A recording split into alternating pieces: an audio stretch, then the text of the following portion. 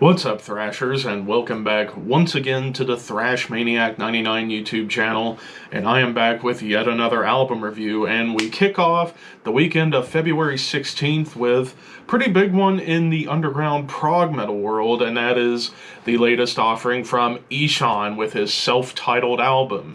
So, like I said, it comes out February 16th on Candlelight Records, and, well, for those who have been living under a rock for a long time, this is, of course, Ihsahn, the mastermind behind one of the best black metal bands of all time, Emperor. And, of course, pretty much 5 years after Emperor's last album, Prometheus, Discipline, Fire, and Demise, in 2001, we had his debut album, which I believe was called The Adversary, in 2006. And pretty much ever since then, he's been on a roll with these albums that are a lot different than what he did in Emperor.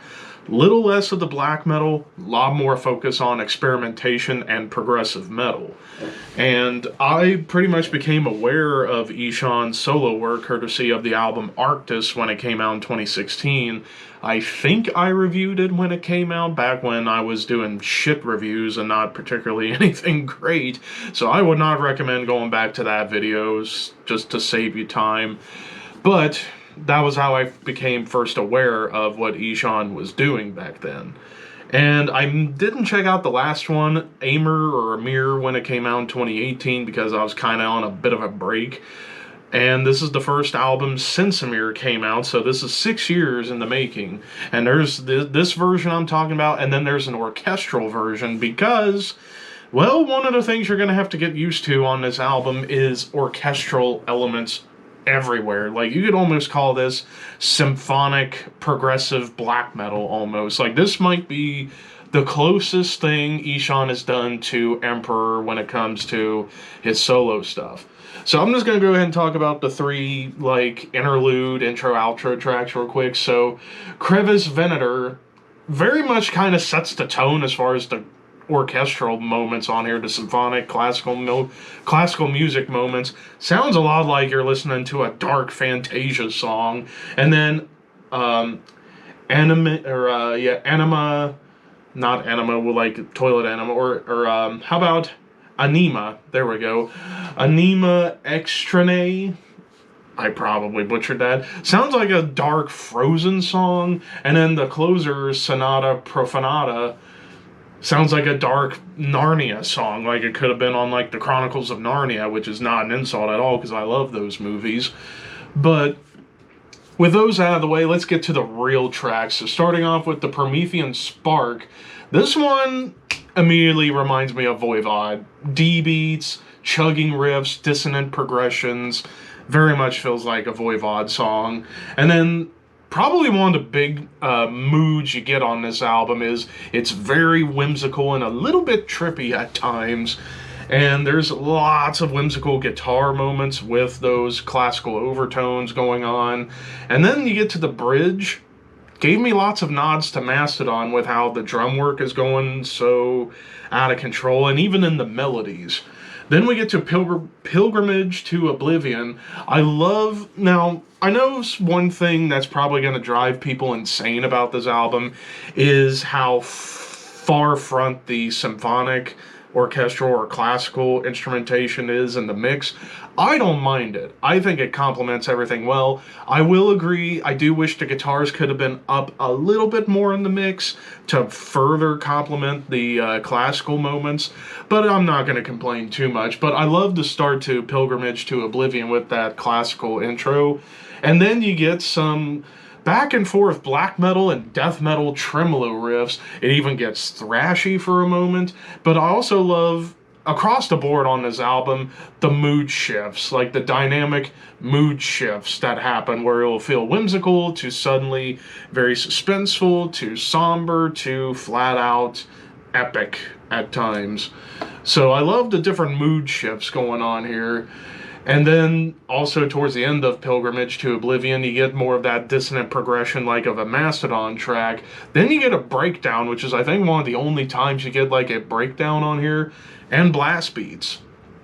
And then we move into Twice Born, where it feels like we're about to getting to battle right now. Thrashy rhythms with a driving riff. I love how there's even some nods to like Between the Buried and Me on here, and even cool subdued bridge where they lighten the mood a little bit, but the bass is kind of carrying everything, almost like jazz fusion, perhaps. Then we get to A Taste of the Ambrosia. The melodic riff that starts this song was a big standout moment for me on this album, was how A Taste of Ambrosia starts.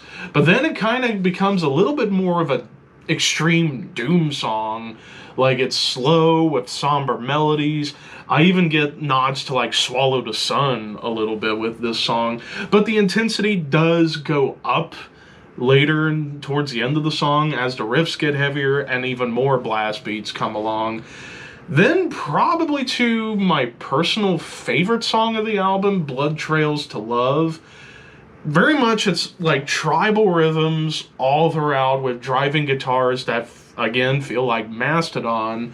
And the whispered vocals really kind of help set darkness, like a dark mood to the song. But the chorus gets flat out epic. And I will say, when it comes to the vocals, Ihsahn's like blackened snarl is really cool on here, but his clean vocals I really, really enjoy. At times it can sound like Tommy Giles Rogers from Between the Buried and Me. It sometimes can sound like Devin Townsend. But here on Blood Trails to Love reminds me a lot of Bron Daler's vocals, which, knowing how much I love Mastodon and I love Bron Daler, it was like I kind of perked up a little bit. Hubris and Blue Devils starts off very much like a Fantasia score with the piano before you get into a more suspenseful guitar melody. Then you get kind of like blasts and thrashy rhythms, but with like more machine gun riffing, almost like thrash riffing for a moment. Then it gets more whimsical. It's like whimsical is just the main thing everywhere. More dissonant melodies, even some more Between the Buried and Me moments pop up in the chorus for me. And I love the tasteful, clean progressions with the guitar before you enter a jazzy bridge. Now we move on to The Distance Between Us, and I love how you got these like cool like interplay between the clean guitars, like dissonant progressions, the bass, the drums, and the synths, almost like enslaved a little bit. But then it gets heavier, and it does start to kind of remind me a little bit of Opeth, just a little bit. And then even the clean vocals here started giving me more of those Devin Townsend nods before you get into yet another jazzy bridge with tuneful vocals before it kind of gets dramatic towards the end. But then we get to what should have been the closer, At the Heart of All Things Broken, which was over 9 minutes. And this one might have been one of the more dynamic songs of the album for sure. The bass and the orchestra and the clean guitars setting a perfect somber mood, dissonant clean melodies with the tuneful vocals, and subdued drums like jazz fusion drums. So it was almost like we were listening to maybe something like King Crimson probably would have done back in the early days, at the late 60s, early 70s perhaps. Then it does get heavy and epic at times on here, but I love with this song in particular the building blocks of emotion that you're getting on this track. Like, it can at times feel like you're about to become very sad. Other times it's like you're about to triumph and overcome obstacles. But then it also can be very dramatic. Like, it's like, oh, you're going through a constant unstable state of mind, perhaps. Like, it's this roller coaster of emotion when it comes to the atmosphere and the building blocks going on, even all the way to the very end. Now, as far as the production, Jens Bogren mixed and mastered this album while Ihsahn produced it himself. I thought this was a well-done production. The mix, though, again, like I said, while I love the classical play going on here, I do wish, again, the guitars could have been more forward in the mix so you can hear the riffs a lot better. But overall, when it came to the songwriting on here, I really have no complaints. And also probably the biggest strength of this album, it doesn't feel like it drags on really at all. It almost felt like, especially with At the Heart of All Things Broken, like, yeah, that's 9 minutes, but you get kind of lost in the song, but not in the bad way, but in a good way, like you're just kind of drawn in to the song as you're listening to it. And it doesn't even feel like a 9-minute song. It more or less, in my opinion, felt more like a 4 to 5 minute track, which is a good thing because, again, like I said, it doesn't drag at all. This is only a little over 48 minutes, so it's not too long of a listen, but it doesn't feel like it's that long. And to be honest, I was kind of wanting a little bit more afterwards. So overall, as far as the score goes, I'm going to go ahead and give this a 4 out of 5. Or actually, no, 4.5 out of 5. I meant to say 4.5, sorry. It's almost a 5. I would have given it a 5 if the guitars would have been a little more forward in the mix. I think if the guitars would have been a little more prominent, this would have been a slam dunk 5 out of 5. But I'm going to go with a 4.5. This is a fantastic listen. If you are a fan of prog metal, definitely check it out. If you are a fan of Mastodon, Between the Buried and Me, later Emperor, a little bit of Opeth, Devin Townsend, check this album out. This is some masterful work. I don't know if it's the best thing Ihsahn's done, but it is probably his most ambitious work yet. But that's my story and I'm sticking to it.